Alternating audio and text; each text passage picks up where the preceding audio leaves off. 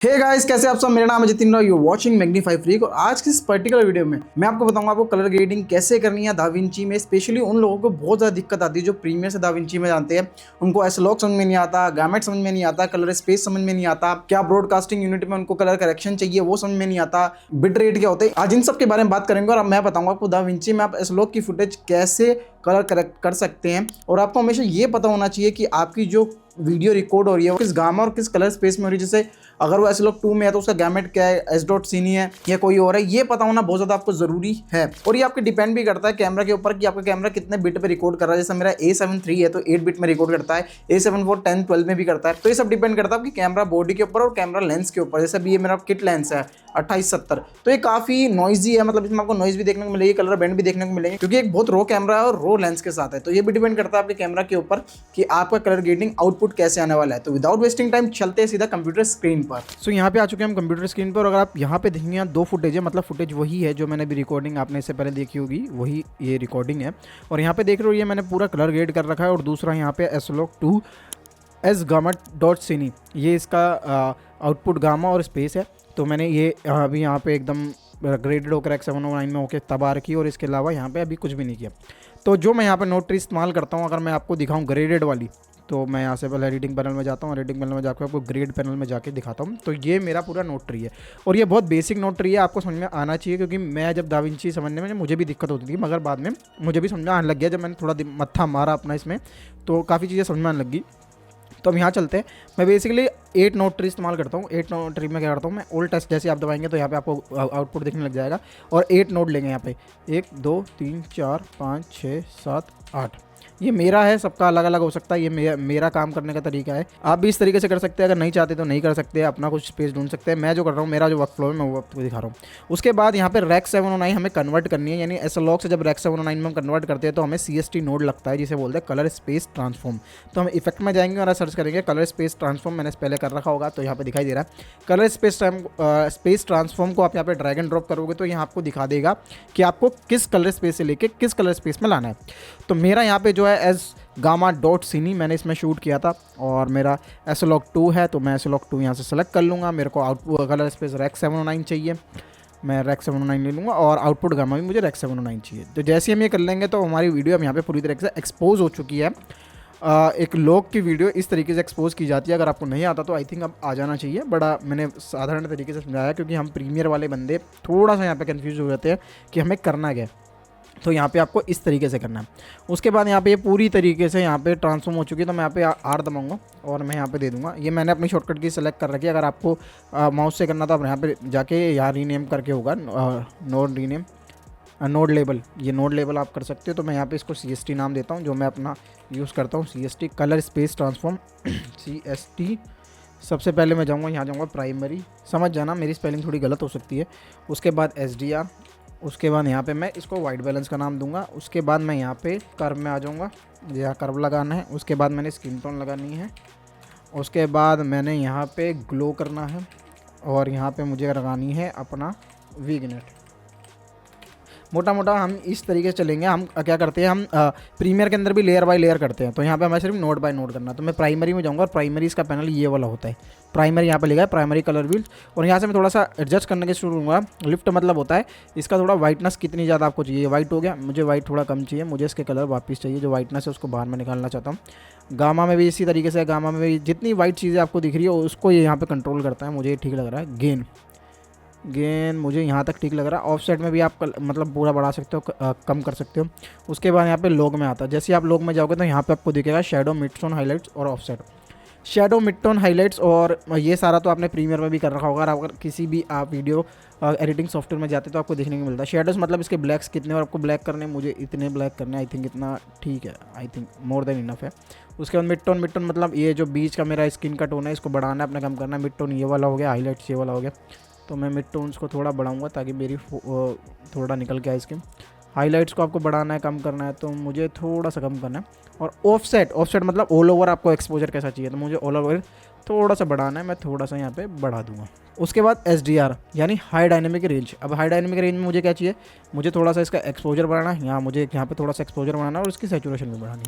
अब मुझे ये ठीक लग रहा है तो मुझे वापस प्राइमरी में जाऊँगा, और प्राइमरी में जाने के बाद मैं क्या करूँगा, तो यहाँ सैचुरेशन को एज इट इज़ रहने देंगे और कलर बूस्ट को मैं 20 तक ले जाऊँगा। ओ सॉरी 820 हो गया, मैं इसको 20 तक ले जाऊँगा। तो मुझे अब मोटा मोटी तौर पे थोड़ा सा कलर इसका दिख रहा है। अभी हमने ये 2 नोड जो कन्वर्ट किए हैं उस नोड को मैं दिखाता हूँ। पहले हमने प्राइमरी करी थी, प्राइमरी और SDR को बंद करते हैं। पहले हमने इसके प्राइमरी में कलर ठीक करे, कलर कुछ ऐसे थे, फिर कलर इसके ठीक करे, हमने कलर सारे डिटेन करे। उसके बाद SDR में थोड़ी हाई डेफिनेशन हमने ठीक करी, और यहाँ से वाइट बैलेंस आपको सिंपल टेम्परेचर में जाके प्राइमरी के अंदर ही सेट करना है। सो मैं इसको थोड़ा सा हल्का सा वार्म देना चाहूँगा। ये 50 पे है, मैं इसको 70 के आसपास वॉर्म देना चाहता हूँ। मैं ये वॉर्म लुक मेरा ये इस तरीके से है। CST नोड आपने लगा रखा है पहले से, कलर स्पेस ट्रांसफॉर्म कर रखा है। ये बेसिक जो एडिटिंग है या बेसिक जो कलर ग्रेडिंग है वो हमेशा CST से पहले करे, CST के बाद अपना वो लुक दे जो आपको देना है, क्योंकि CST से पहले लग जाएगा तो ये वाला जो हमारा लुक है यहाँ तक, ये हम चाहते हैं कि एक रो है मतलब इसके ये हमारा बेस बन जाए, उसके ऊपर हम कलर ग्रेड करें। तो आई थिंक इतना ठीक है। और अगर आप यहाँ पे देखेंगे तो आपको थोड़ी सी नॉइज़ देखने को मिलेगी। अगर मैं दिखाऊँ, ये थोड़ी नॉइज़ है, ये नेचर ही है स्लॉग फुटेज का कि आपको नॉइज़ देखने को मिलती है। प्रॉपर्ली एक्सपोज करते हैं, आपके कैमरा के ऊपर डिपेंड करता है, आपके लेंस के ऊपर डिपेंड भी करता है, आपके बिट रेट के ऊपर भी डिपेंड करता है। तो ये आपको थोड़ा देख के चलना पड़ेगा। उसके बाद हमें आ जाते हैं कर्व में। कर्व मुझे थोड़ा सा लग रहा है, मुझे इसको थोड़ा उठाना चाहिए, तो मैं इसको थोड़ा सा हल्का सा उठाऊंगा वीडियो को, और यहाँ से करूँगा डाउन। मुझे तो बेसिकली ना, मुझे टोन्स वाले कलर अच्छे लगते हैं, मुझे पंची लुक ज़्यादा अच्छा लगता है। पंची नहीं, कलर थोड़े निकल के आ रहे हो। सो आई थिंक इतना ठीक है। और मैं इसका यहाँ से हाईलाइट भी बढ़ा दूँगा। हाईलाइट यहाँ पे मैंने बढ़ा दिया। उसके बाद स्किन को कैसे आप करेंगे, यहाँ पे आप देंगे क्वालिफायर को आप सेलेक्ट करेंगे। यहाँ से भी आपका क्वालिफायर सेलेक्ट होना चाहिए, अगर नहीं होगा तो वो दिखेगा नहीं। तो यहाँ से क्वालिफायर मैं सेलेक्ट कर लूँगा, और ये वाला जो आपका बटन है, ये हाईलाइट है, ये आपको दिखाता है आपका एरिया कौन सा सिलेक्टेड है। तो मैं इसे ऑन कर लूँगा, और मैं यहाँ से ऑल्ट दबा के और आई ड्रॉपर को माउस से यूज़ करके मैं इसका कलर सिलेक्शन करूँगा।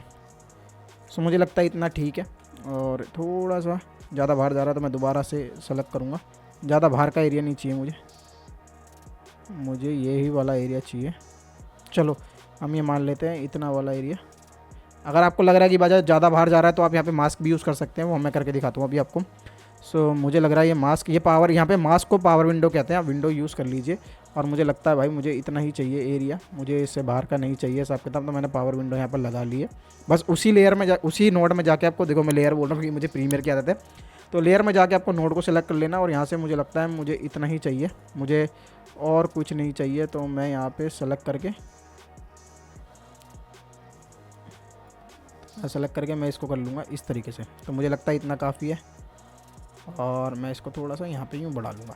उसके बाद मैं क्या करूँगा, उसके बाद मैं वापस हाईलाइट वाले ऑप्शन को बंद करूँगा, और यहाँ से जो मेरा सिलेक्शन हो चुका है यहाँ पे आपको दिख नहीं रहा होगा तो मैं दिखाता हूँ यहाँ पे। तो इसने क्या कर लिया, इसने स्किन सेलेक्ट कर ली है, मैं हैंड टूल लेके इसको नहीं चलाऊँ तो यहाँ पे आपको स्किन वाला सीन दिखेगा। तो मैं स्किन सेलेक्ट कर ली है, और उसके बाद मुझे क्या करना है, मुझे जाना है प्राइमरी में, और प्राइमरी में जाके मिड डिटेल्स को मुझे कम कर देना है, माइनस में ले जाना है। तो मैं यहाँ -70 के आसपास रखता हूँ। जैसे ही -70 करूँगा, आप ये पावर विंडो को यहाँ से ऑफ कर दीजिए। जैसे ही -70 करूँगा तो आपको दिखेगा जो मेरे स्किन पे दाग धब्बे थे वो सारे कम हो गए, गायब हो गए, है ना। तो इस तरीके से अपनी स्किन स्मूथ कर सकते हैं। ये तो आपको अब पता लग रहा है क्योंकि मैंने आपको दिखाया एडिटिंग करके। अगर यहाँ पे नहीं होता तो आपको शायद पता नहीं लगता कि मैंने एडिटिंग करी हुई है, क्योंकि मेरी बहुत सारी वीडियोस अभी जो रील्स, अगर आप मेरे को इंस्टा पे फॉलो नहीं कर रहे हैं तो मैंने लिंक बदल दिया है, आप जाके इंस्टा पे मुझे फॉलो करिए। तो आप देख रहे हैं इस तरीके से यहाँ पे हमने बेसिक कलर ग्रेडिंग अपनी कर ली है, ठीक है। उसके बाद मुझे ग्लो ऐड करना है, तो वापस मैं इफेक्ट में जाऊँगा और यहाँ पर सर्च करूँगा ग्लो सर्च करूँगा। सो आपको थोड़ा सा यहाँ पे, अगर आप एक विंडो में काम कर रहे हो आपको थोड़ी दिक्कत होगी, तो ग्लो में उठा के यहाँ पर डाल दूँगा।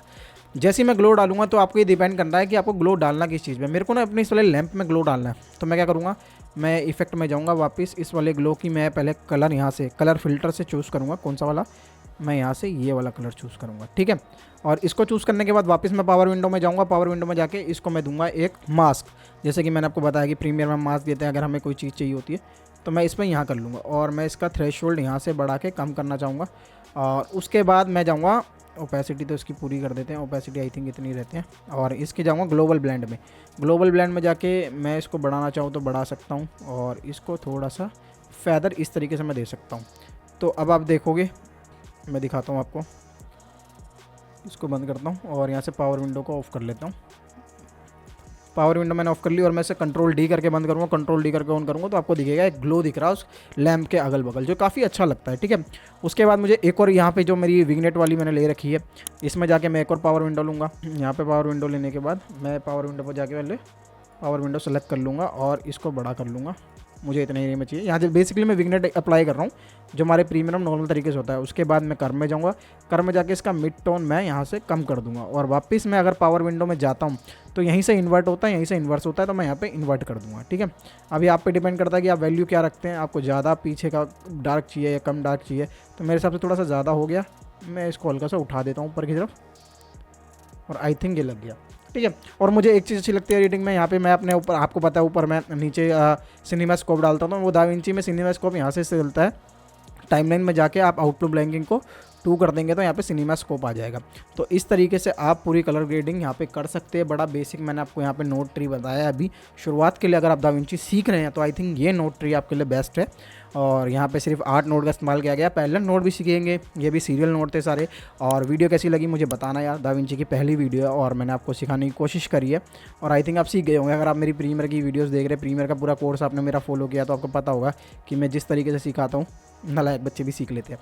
तो ठीक है, आज की वीडियो में इतना ही है। अगर अच्छा लगी तो लाइक करना, सब्सक्राइब करना, शेयर करना। इंस्टा का हैंडल नीचे है, जाके फॉलो कर सकते हो। और इसकी जो रो फुटेज अगर आपको चाहिए प्रैक्टिस के लिए तो मैं डाल दूंगा, आप वहाँ पे जाके उसको प्रैक्टिस कर सकते हो। और इसका उसमें लट भी डाल दूंगा जो आपने प्रीमियर प्रो में भी डाल के इस्तेमाल कर सकते हो। आई होप गाइज आपको आज की वीडियो अच्छी लगी होगी। अगर अच्छी लगी हो तो लाइक करना, सब्सक्राइब करना, शेयर करना। कोई भी दिक्कत हो, कोई भी डाउट हो तो आप मुझे कमेंट डाउन करके पूछ सकते हैं। और जो मेरी लास्ट वाली जो इंस्टा आईडी जिन्होंने फॉलो कर रखी है वो चेंज हो चुकी है, तो मेरी दूसरी इंस्टा आईडी का लिंक नीचे है, आप जाके उसे फॉलो कीजिए। वहाँ भी 30 डेज़ का चल रहा है पूरा सीरीज़। अगर आपको 30 से 59 सेकंड्स के अंदर सीखना है प्रीमियर प्रो तो मैंने पूरी सीरीज़ वहाँ चला रखी है, तो वहाँ जाके आप देख सकते हो। और यूट्यूब पे भी आई होप आ रही होगी वो video. So without wasting time आपका चलता हूँ मैं और मिलता हूँ अगली वीडियो में। वेल तब तक के लिए ख्याल रखिए, अपना ख्याल रखिए, अपनों का ख्याल रखिए।